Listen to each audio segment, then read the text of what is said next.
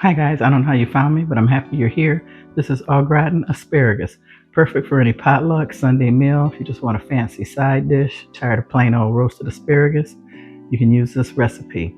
If you want to see how to make this, keep watching.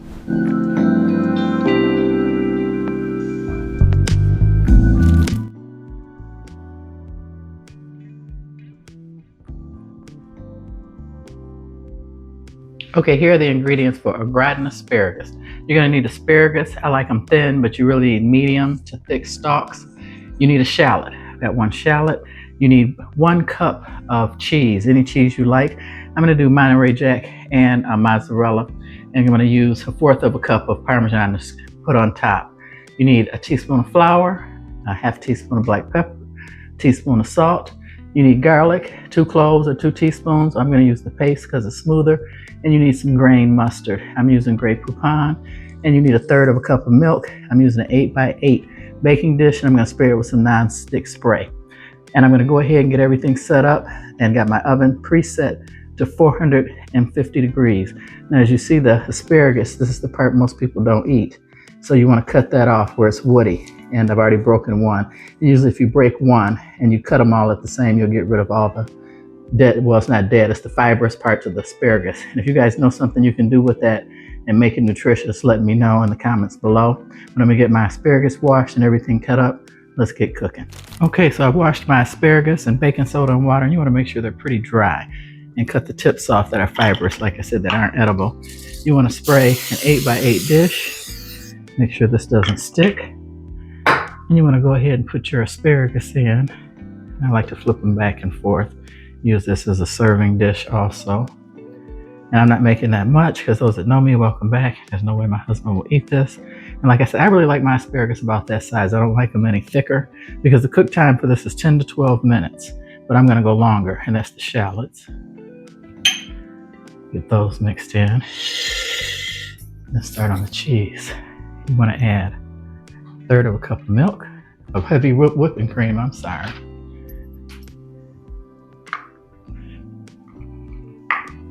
Teaspoon of flour, all-purpose. Whole grain mustard. Like I said, I'm using Grey Poupon. You can use any kind you like, just don't use the yellow mustard.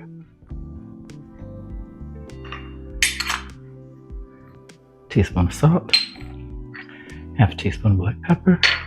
And I'm just going to eyeball because I'm using garlic paste. I didn't feel like dealing with any cloves, so it's about 2 tablespoons plus I wanted to use this up. You just want to mix this together. And to this you want to add whatever cheese you're using, about a cup. I'm going to save a little bit for the top. And I'm using mozzarella. Fontina works good. You can even go extra, get Gruyere or any kind of cheese you like. Then you want to take your asparagus and top this mixture on top of the asparagus and shallots.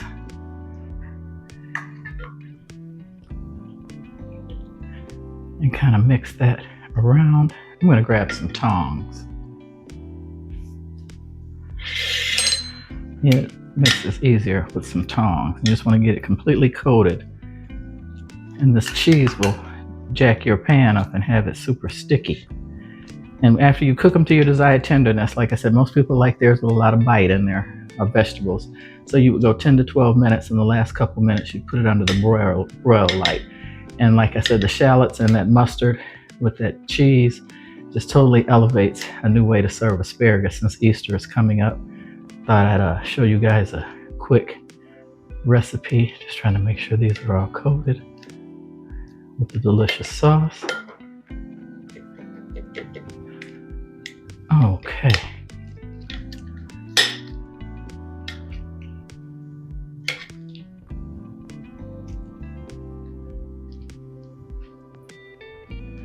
Then you want to top it with your remaining cheese. I'm just going to use a little bit of the mozzarella that's left.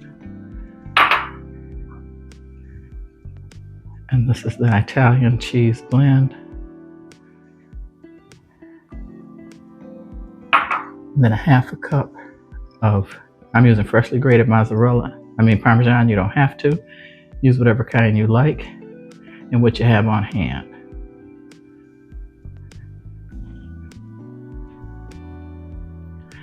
Okay, into a 450-degree oven for anywhere from 10 to 20 minutes, depending on how done you like your asparagus. I think I forgot to mention, you need to be 6 inches from the top because you're going to broil this at the end. So I've got it in there now. It's been in there 5 minutes. So like I said, I'm going to go probably anywhere from 15 to possibly 20 because I like my asparagus just with a little bit of bite. Okay, there you have it. 15 minutes at 400 degrees. And then I went 3 to 5 minutes, more like 4 minutes under broil. And like I said, you want the 6 inches from the top rack of the oven. If you guys didn't know, heat rises. It's your hottest point in the oven is up high. That's why most cakes and pies are cooked in the middle to give a more even cooking.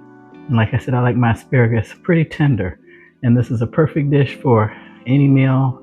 If you like asparagus and you want to up it a notch, the shallots and the grainy mustard and the garlic really bring this together.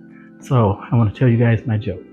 A woman awakes from sedation after giving birth to quadruplets.